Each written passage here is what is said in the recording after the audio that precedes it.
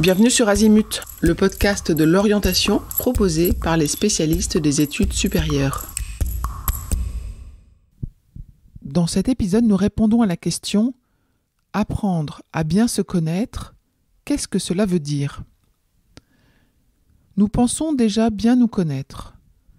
Mais parfois, c'est en se posant la question toute simple de « Qui suis-je ?» qu'il nous arrive d'avoir des difficultés à y répondre. Alors, qu'est-ce que c'est apprendre à bien se connaître ? Bien se connaître, c'est un apprentissage continu et ça fait partie intégrante de la vie d'enfant, d'adolescent, de jeune adulte et d'adulte. Il existe pour cela de nombreux leviers d'apprentissage sur la connaissance de soi et dans cet épisode, nous allons en citer quelques-uns. L'un d'eux est d'apprendre à connaître et à reconnaître ce que vous aimez. C'est-à-dire de vous demander quelles activités vous plaisent au quotidien, comment est-ce que vous occupez votre temps libre, ou encore quels sont les sujets qui vous intéressent et qui vous touchent plus particulièrement. Un autre levier est celui d'apprendre à bien cerner votre personnalité. Est-ce que je suis plutôt d'un naturel timide ? Est-ce que j'aime passer du temps entouré d'autres personnes ? Est-ce que je ressens le besoin d'être au calme régulièrement ? Ai-je besoin d'être très organisé pour me sentir en sécurité ? Ai-je besoin de trouver beaucoup d'occupations différentes pour m'épanouir ? Ou bien simplement me passionner pour un sujet précis me correspond mieux ? Un troisième levier, et pas des moindres, peut-être même le plus important, va être d'apprendre à connaître et à reconnaître vos émotions. Savoir vous écouter, écouter vos ressentis, écouter votre intuition.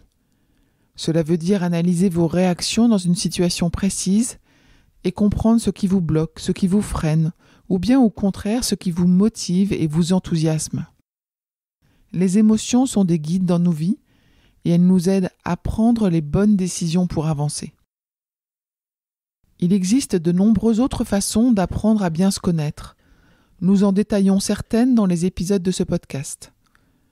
Pour vous aider à y voir plus clair, il existe de nombreux exercices qui peuvent vous éclairer dans votre questionnement, comme des exercices de projection, des exercices d'écriture thérapeutique, des tests psychométriques.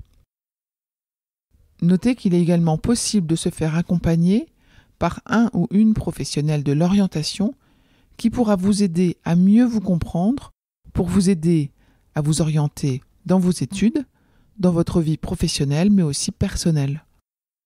Vous l'aurez compris, apprendre à bien se connaître, c'est pas un sprint, c'est un marathon. À vos marques, prêts, partez. Je vous retiens quelques instants de plus pour vous remercier de votre écoute fidèle. Les nombreux messages que vous nous envoyez nous touchent beaucoup et nous lisons toujours les avis que vous nous laissez sur Apple Podcast avec émotion.